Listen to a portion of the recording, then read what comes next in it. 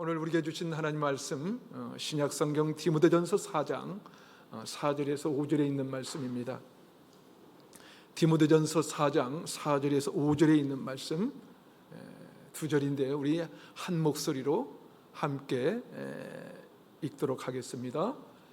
하나님께서 지으신 모든 것이 선함에 감사로 받으면 버릴 것이 없나니 하나님의 말씀과 기도로 거룩하여짐이라. 아멘. 우리 다시 한번 읽겠습니다. 시작. 하나님께서 지으신 모든 것이 선함에 감사함으로 받으면 버릴 것이 없나니 하나님의 말씀과 기도로 거룩하여짐이라. 아멘. 우리의 삶에는 이 수많은 상황들이 일어나는데요, 그 상황이 우리 스스로 감당할 수 없고 지배할 수 없을 때가 참 많습니다. 우리 인생 가운데 원하지 않는 일들이 찾아오기도 하고요, 그것은 거부하고 싶지만 이 거부할 수 없을 만큼 강력하게 우리 삶을 공격합니다. 우리는 그것을 가리켜서 불가항력이라고 합니다. 도무지 어떻게 저항할 수가 없다는 것이죠.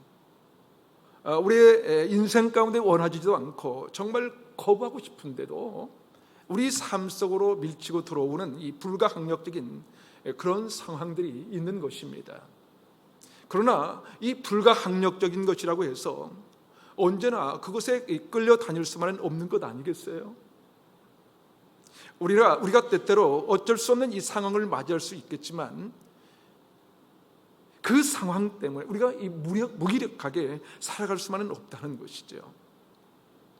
만일 이 상황에 빠져서 무력하게 흘러가 버리고 마는 인생이라면 사실 우리 삶이 얼마나 비참하겠습니까? 자, 그렇다면 그렇게 불가항력적인 이 사건을 만날 때마다 그것을 견디며 이길 수 있는 이 방법은 무엇일까요? 그 상황과 환경은 우리가 어쩔 수 없지만 유일하게 할 수 있는 것이 있다면 그것은 그 상황에 대한 나의 반응과 태도일 것입니다. 어쩔 수 없는 상황에 대하여 내가 어떻게 반응하고 내가 어떻게 처방할 것인가, 내가 어떻게 선택할 것인지 그것만은 나에게 달려있다는 것이지요. 사실 우리가 최선을 다해서 누군가를 대하지만 되돌아오는 것은 엉뚱한 이 결과일 때가 얼마나 많이 있습니까? 아니, 대인 관계만이 아니라 세상살이가 그렇지 않습니까?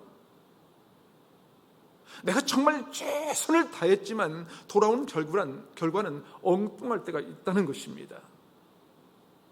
그렇다고 그 사람만 탓하고 사이만 탓하면서 살 수는 없지 않겠습니까? 그것은 참으로 어리석은 일이 아니겠어요?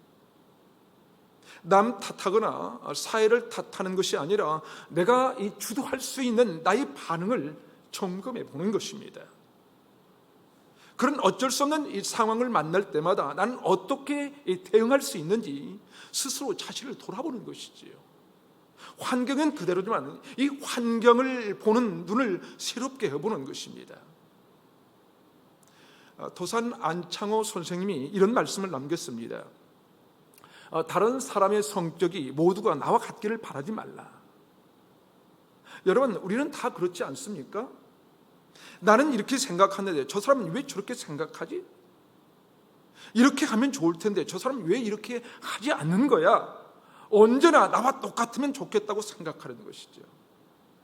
내가 생각하는 것처럼 다른 사람도 똑같이 생각했으면 좋겠고 내가 원하는 이 방식대로 다른 사람도 그렇게 하면 좋겠다라고 하면서 끊임없이 이 갈등을 유발하는 그런 일들을 계속해서 하는 것입니다. 그런데 도산 안창호 선생님은 뭐라고 했냐면요, 모든 사람의 성격이 나와 같기를 바라지 말라. 매끈한 돌이나 거친 돌이나 다 제각기 쓸모있는 법이다. 남의 성격이 내 성격과 같아지기를 바라는 것은 참으로 어리석은 생각이다. 여러분, 주변을 한번 생각해 보세요. 어떤 사람은요, 거친 돌 같아서 그 사람이 나를 스치기만 해도 상처를 주는 사람이 있어요. 나에게 말 한마디 했는데 그 아픔이 되는 경우가 있는 것입니다. 물론 어떤 사람은 나와 너무너무 똑같아서 매끈한 돌이 될 수도 있어요. 그러나 그렇지 않을 때도 있다는 거예요. 하지만 이 매끈한 돌이나 거칠한 돌이나 다 제각기 쓸모가 있다는 거예요. 그렇습니다, 여러분. 다른 사람 생각은 나와 달라요. 다른 사람의 계획도 우리와 달라요. 그러므로 그것에 너무나 민감하지 마십시오. 당연한 거예요. 대신 그것에 대해 내가 어떻게 반응할 것인가 하는 것이 훨씬 더 중요합니다. 자기 개발 도서 중에 이 습관의 이 감옥이라는 책이 있는데요. 그 책에 보면 우리는 모두 다 습관이라는 감옥에 갇혀 산다는 거예요. 안 하고 싶고 벗어나고 싶은데 어느새 그것을 또 하고 있는 거예요. 원치 않으면서도 벗어나지 못해서 그것을 선택하는 것입니다. 빠져나올 수 없는 이 습관의 이 감옥에 갇혀 사는 거예요. 어떤 사람은 그런 사람이 있잖아요. 별일도 아닌데 펄컥 화를 내는 사람이 있어요. 아무것도 아닌데 화를 벌컥 내는 거예요. 그런데 사실은 그 사람도 그렇게 화를 내려고 한 게 아닐지도 몰라요. 왜냐하면 그런 사람일수록 시간이 조금 지나면 잊어버리고 내가 왜 그랬지? 내가 왜 그러지? 하는 그런 사람이 참 많거든요. 그런 것처럼 자신이 원하지 않는데 어느새 이 습관이란 이 감옥에 갇혀서 우리는 이 습관대로 사는 사람이 너무나 많다는 것입니다. 그 책에 보면 이런 글이 있습니다. 그러한 습관의 감옥에서 빠져나오기 위하여 무엇인가가 필요하다면, 무언가 바뀌어야 할 것이 있다면 그것은 가장 먼저 나라는 존재이다. 여러분, 상황의 문제가 아니고요, 환경의 문제가 아니라는 거예요. 불가항력, 이 사건이 문제가 아니라 바뀌어야 할 것이 있다면 바로 나라는 존재라는 것입니다. 나라는 거예요. 그렇게 우리가 하나님의 이 시각과 안목을 훈련하지 않으면요, 상황이 벌어질 때마다 우리는 이제껏 가져왔던 습관의 방식대로 반응합니다. 아무것도 아닌 일에 벌컥 화를 내기도 하고요, 어떤 상황에 대하여 원망하고 분노하든지 아니면 흥분을 하는 거거든요. 내가 살아온 방식대로 반응하는 것입니다. 그래서 믿음의 사람들은 끊임없이 하나님의 방식대로, 하나님의 시각으로 보는 이 훈련을 하는 거예요. 믿음의 삶을 사는 그리스도인들은 하나님의 이 안목과 시각으로 모든 일을 바라봐야 한다는 거예요. 왜냐하면 그것은 신앙인의 최고의 삶이기 때문입니다. 자, 그렇다면 신앙인이 최고의 삶을 살아갈 수 있는 하나님의 시각을 가진다는 것은 무엇을 말하는 것일까요? 그것은 무엇이든지 감사함으로 받는 것입니다. 4절을 다시 한번 읽어보겠습니다. 4절 시작. 하나님께서 지으신 모든 것이 선함에 감사함으로 받으면 버릴 것이 없나니. 그런데 여러분, 여기에 왜 굳이 받으면, 이 받으면이라는 단어를 넣은 것일까요? 받으면이라는 단어를 넣지 않아도 충분히 말이 되거든요. 그런데 왜 그랬을까요? 왜 그랬을까요? 감사하면 버릴 것이 없다고 해도 되는데 왜 감사함으로 받으면 버릴 것이 없다고 한 것일까요? 그것은 감사하면 버릴 것이 없나니 보다도 감사함으로 받으면 버릴 것이 없나니가 훨씬 더 강하게 느껴지기 때문입니다. 여기서 받는다, 이 받는다는 단어는 이 태도를 강조하는 이 단어인데, 받는다는 이 단어의 원어의 뜻은 선택받는다. 그리고 두 번째로 선택해서 강하게 붙잡는다라는 뜻이 있습니다. 다시 말해서 우리가 일어나는 수많은 상황에 대하여 우리가 선택하는 거예요. 내가 어떤 반응을 보일지 선택하는 것입니다. 반응에도 수많은 가능성들이 있지 않습니까? 원망해서 받든지, 남을 저주하면서 받든지, 아니면 억울해하면서 받든지, 혹은 감사함으로 받든지, 수많은 가능성에 대하여 내가 선택한다는 것이죠. 그렇게 선택하고 난 다음에는 그것을 강력하게 붙잡는다는 거예요. 그것이 바로 이 받는다라는 이 단어의 의미라는 것이죠. 그러니까 여러분, 신앙생활은 어떤 것이냐면요, 하나님께서 우리에게 일으키신 수많은 이 사건들에 대하여 감사함이라는 것을 선택해서 그걸 끝까지 붙들고 가는 거예요.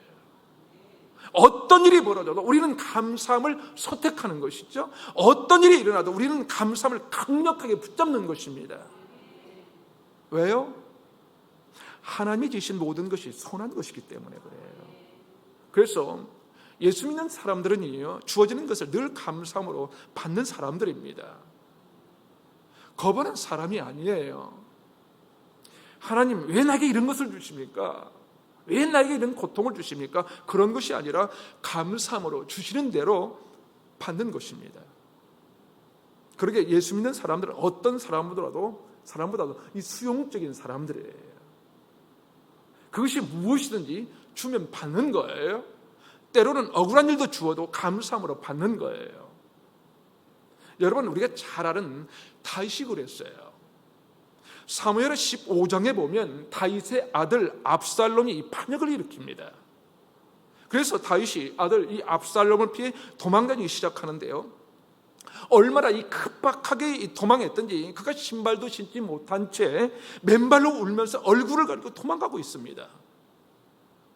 그런데 계속해서 16장 이 7절과 8절을 보면 도망가는 와중에 이 사울의 친족중 이 한 사람인 시므이가 등장합니다. 이 시므이가 등장해서 다윗을 강력하게 저주합니다. 사악한 자여, 가거라, 가거라. 사울의 모든 피를 너에게 여호와께서 돌리시기를 원한다라고 하면서 계속 저주를 하는 거예요. 그러자 다윗과 함께 이 도망을 가고 있던 이 다윗의 신복 이 스루야의 아들 아비새가 이렇게 말합니다. 사무엘하 16장 9절은 이렇게 기록하고 있습니다. 스루야의 아들 아비새가 왕께 여짜오되 이 죽은 개가 어찌 내 주 왕을 저주하리까? 청하건대 내가 건너가서 그의 머리를 베게 하소서 하니. 무슨 말이에요?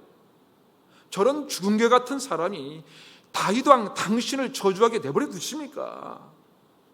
제게 명령만 내리시면 제가 저 사람의 목을 베어버리겠습니다. 그래야 다윗이 뭐라고 하냐면요, 사무엘하 16장 17에서 12절을 보면 이렇게 말을 합니다. 왕이 이르되 스루야의 아들들아, 내가 너희와 무슨 상관이 있느냐? 그가 저주하는 것은 여호와께서 그에게 다윗을 저주하라 하심이니 내가 어찌 그리하였느냐 할 자가 누구겠느냐 하고, 또 다윗이 아비새와 모든 신하들에게 이르되 내 몸에서 난 아들도 내 생명을 해하려 하거든 하물며 이 베냐민 사람이랴 여호와께서 그에게 명령하신 것이니 그가 저주하게 버려두라. 혹시 여호와께서 나의 원통함을 감찰하시니 오늘 그 저주 때문에 여호와께서 선으로 내게 갚아주시리라 하고. 여러분, 다윗은요 그 저주가 주어지고 있을 때 어떤 마음이었습니까? 어떤 마음이었냐면 하나님께서 하라고 하신 것이니까, 하나님이 허락하신 것이니까 저 사람이 나를 저주하지 않겠냐 하는 거예요. 그러니 그것을 어찌 그만두라고 말할 수 있겠냐고 하는 것입니다. 하나님께서 명령하신 것이니까 그거 저주하도록 내버려 두라는 것이지요. 여러분, 이해가 되십니까? 저는 도무지 이해가 안 됩니다. 우리는 솔직히 그런 거 못 참지 않습니까? 그렇지 않나요? 어떻게 그럴 수가 있겠어요? 그렇지만 다윗은 하나님께서 하신 것이라면 저주조차도 받아야 한다는 것을 알았던 거예요. 하나님께서 이뤄내신 일이라면, 하나님께서 지으신 일이라면 어찌 우리가 거부할 수 있겠느냐고 말하는 것입니다. 그리고는 기대하는 것이죠. 하나님, 제가 지금 받는 이 저주의 원통함을 인하여 언젠가 이것을 선으로 갚아주실 줄 믿습니다. 다윗이 그랬어요. 다윗은 하나님의 시각, 이 하나님의 안목을 가진 것이지요. 여러분, 욥도 그랬어요. 그가 모든 것을 다 이루었을 때 그의 아내가 말합니다. 그런 하나님이라면 나 같으면 저주하고 죽어버리겠다고. 그때 욥기 2장 17에서 욥이 이렇게 고백합니다. 그가 이르되 그대의 말이 한 어리석은 여자의 말 같도다. 우리가 하나님께 복을 받았은즉 화도 받지 아니하겠느냐 하고 이 모든 일에 욥이 입술로 범죄하지 아니하니라. 여기서 이 받았다라고 하는 이 히브리어 이 카발이라고 하는 단어예요. 이 카발이라고 하는 단어는요, 뜻이 뭐냐면 환경적으로는 거절하고 싶지만 받아들이는 것, 그것을 받는다라는 단어, 이 카발이라고 합니다. 상황으로 봐서 나는 안 받고 싶어요. 받는 것을 원하지 않아요. 그래도 받게 되는 것을 이 받는다, 이 카발이라고 한다는 거예요. 그 단어가 헬라어로 번역이 되면 바로 오늘 이 본문의 말씀인 받으면이라는 이 단어의 뜻과 이 동일한 것입니다. 그렇습니다. 여러분, 예수 믿는 사람들은요, 받고 싶지 않아도 하나님이 주시는 것이면 받는 거예요. 우리가 받는 것, 그리고 받을 때 억울하게 받는 것이 아니라 감사함으로 받는 것이죠. 예수님도 그러셨잖아요. 주님의 겟세마네 기도가 그랬습니다. 내 뜻대로 마옵시고 아버지 원대로 하옵소서라고 하면서 원하지 않지만 하나님의 주시면 받는 것입니다. 나는 원치 않지만 아버지 뜻이라면 받는 거예요. 이게 바로 예수 믿는 사람이라는 거예요. 주시면 그것이 무엇이든지 받겠다고 고백하는 거예요. 주시면 그대로 수용하겠다고 내 마음을 정하는 것입니다. 찬송가 331장에는요, 우리 예수 믿는 사람들이 어떤 태도에 하는지 고스란히 고백하고 있는데요, 후렴에 이런 가사가 있습니다. 구주의 은혜 주시는 대로 영원히 받들어 섬기겠네. 찬송하겠네.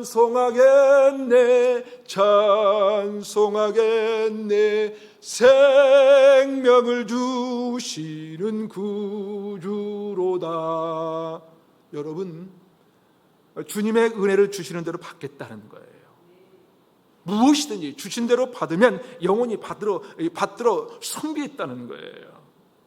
그런데 예수 믿는 사람들 중에도 그런 사람들이 많습니다.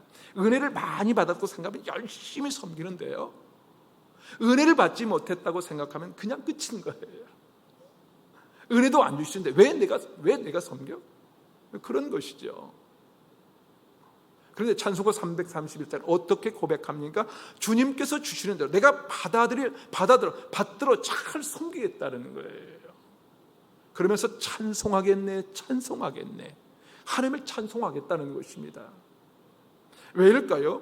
하나님께서 하시는 모든 일이 마침내 모든 것이 생명을 주시는 것이거든요. 모든 것을 살리는 것이거든요. 죽는 줄 알았는데 살리는 것이기 때문에 그래요. 이것 때문에 우리 집안이 망하는 줄 알았는데 그게 아니라 살리는 것이 되는 거예요. 그래서 우리는 주시는 대로 받아서 찬송하고 영원히 섬기며 생명 주시는 하나님을 경배하는 것입니다.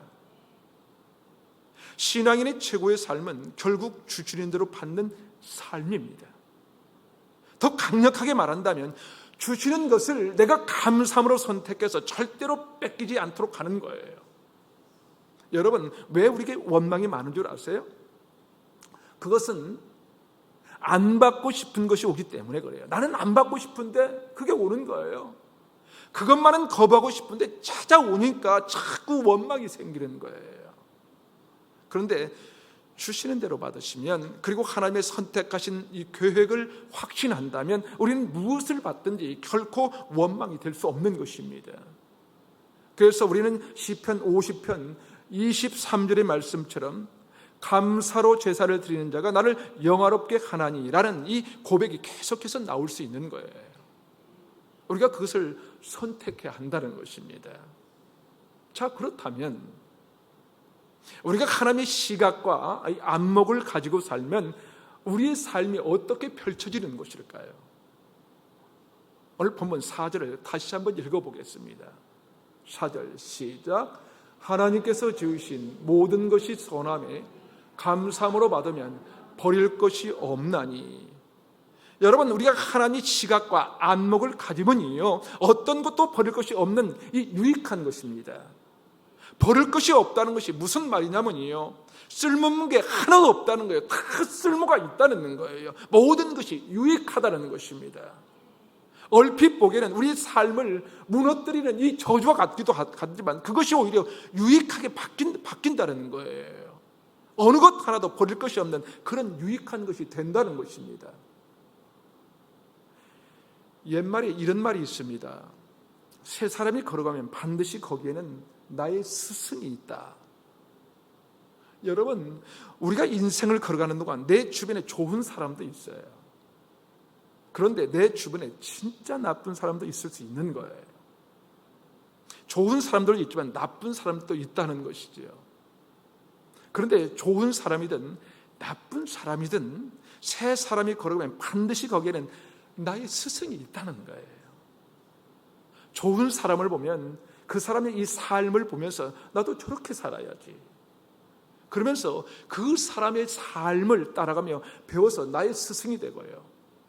좋지 않는 사람을 만난다면 저렇게 살면 안 되는구나. 나는 저렇게 살지 말아야지 하며 배우면서 스승으로 삼는 것이죠. 옛날 사람들이 하나님을 모르는데도 하나님의 원칙을 알았어요. 하나님의 원칙. 성경은 말씀합니다. 감사함으로 받으면 일어난 모든 일에 어떤 것도 버릴 것이 없는 나의 스승이 된다는 거예요. 그러니까 여러분, 모든 것이 유익한 것입니다. 절대로 버릴 수 없습니다. 오늘 본문에 이 버린다는 단어의 원어의 뜻은 거부하다, 이 거부하다라는 거예요. 그러니까 하나님께서 주시는 이것은 버릴 것이 없다는 것은 하나님께서 주시는 것은 거부할 필요가 없다는 거예요. 거부하지 말라는 거예요. 그냥 받으면 된다는 거예요. 받으면 그것이 선하게 될 줄로 믿는 것입니다. 감사함으로 선택하면 어떤 것도 거부할 필요가 없는 이 유익한 것이 된다는 것입니다. 자, 그렇다면 이런 하나님의 이 시각과 태도를 가지려면 우리에게 무엇이 필요한 것일까요? 무엇이? 오늘 본문 5절을 함께 읽겠습니다. 5절 시작. 5절입니다. 시작. 하나님의 말씀과 기도로 거룩하여짐이라. 다시 한번 하나님의 말씀과 기도로 거룩하여짐이라. 하나님의 시각과 태도를 가지면 우리에게 필요한 것이 뭐가 있냐면 바로 하나님의 말씀과 이 기도가 필요하다는 거예요. 결국 예수 믿는 사람들에게 가장 필요한 것이 뭐냐면 그것은 하나님의 말씀입니다. 하나님의 말씀이 내 안에 역사하기 시작하면 능력이 생기거든요. 그 능력이 생기면 세상의 수많은 이 불가항력적인 것들을 볼 때도 그것을 감사함으로 선택할 수 있는 힘이 생기거든요. 그리고 그 말씀을 계속해서 묵상하면 기도가 됩니다. 그래서 세상의 수많은 사건들 속에 숨겨진 하나님의 크고 이 비밀한 것들을 볼 수 있는 눈이 생기는 거예요. 그렇게 우리는 끊임없이 말씀과 이 기도의 자리에 나아가는 것이죠. 여러분, 우리는요 하나님의 일으키는 일에 대해 선한 결과를 볼 수 있으면 말씀 속에 더 깊이 들어가는 거예요.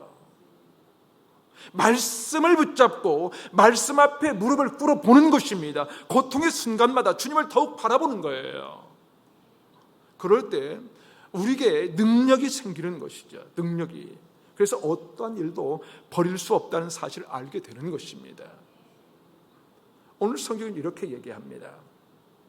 억울한 일을 만날 때 억울한 일을 묵상하지 말고 하나님의 말씀으로 들어가 하나님을 더욱더 묵상하면, 다시 말해서 선하게 이루실 하나님을 묵상하면 그 모든 것들이 거룩하게 된다는 거예요. 사랑하는 여러분, 저나 여러분에게 일어나는 수많은 일들이 있습니다. 그 일들 가운데 우리가 말씀과 기도로 만나게 되면 그 사건들이 거룩하게 된다는 거예요. 그런데 여러분, 이 거룩하게 된다는 것이 왜 중요한지 아십니까? 다시 말해서 우리에게 이 수많은 사건들이 왜 말씀과 기도로 거룩하게 되는 것이 필요한가? 그 이유가 뭐냐면요, 디모데후서 2장 20절과 21절을 함께 읽어보겠습니다.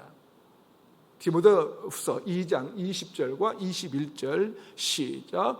큰 집에는 큰 그릇과 은 그릇뿐만 아니라 나무 그릇과 질 그릇도 있어 귀하게 쓰는 것도 있고 천하게 쓰는 것도 있나니 그러므로 누구든지 이런 것에서 자기를 깨끗하게 하면 귀히 쓰는 그릇이 되어 거룩하고 주인의 쓰심에 합당하며 모든 선한 일에 준비함이 되리라. 아멘. 무슨 말이냐면요, 우리가 무슨 일을 만나든지 하나님의 말씀을 붙잡고 우리가 기도하면서 감사함으로 우리가 받으면 이 모든 사건이 거룩한 사건이 된다는 거예요. 거룩한 사건이 되면요, 이것은 주인의 쓰심에 합당하게 된다는 거예요. 주인에게 쓰임받는다는 거예요. 다시 말해서 이 수많은 사건들이 우리의 기도와 이 말씀을 붙드는 삶을 통하여 거룩해지면 이것은 하나님께 쓰임받는 이 도구가 된다는 것입니다. 우리가 말씀과 기도로 그 사건을 만나면 그것이 거룩해져서 그 어떤 일도 하나님께 쓰임받는 이 하나님의 도구가 된다는 거예요. 그러게 버릴 것이 없는 것입니다. 모든 것이 하나님의 도구이거든요. 그 어떤 어려움도 하나님의 쓰심에 합당한 것이 되는 거예요. 그런데 만일 우리가 기도하지 않고 말씀을 보지 않으면 사건은 사건대로 남아 있어요. 하지만 우리가 기도하면 그 사건이 거룩한 사건이 되고 거룩한 사건이 되면 하나님의 쓰신다는 것입니다. 그것만이 아니에요, 여러분. 모든 선한 일에 준비함이 되리라. 다시 말해서 하나님께서 지으신 모든 것이 선함에 우리가 말씀과 기도로 거룩해지면 선한 결과를 만든다는 것입니다. 여러분, 놀랍지 않습니까? 성경이 우리에게 일어난 수많은 이 사건들에 대하여 어떻게 바꾸기를 원하는가 하면요, 말씀과 기도로 인하여 거룩한 사건으로 바꾸기를 원하는 거예요. 거룩한 사건으로 바꿔지기만 하면 하나님의 놀라운 도구로 쓰임받는다는 것입니다.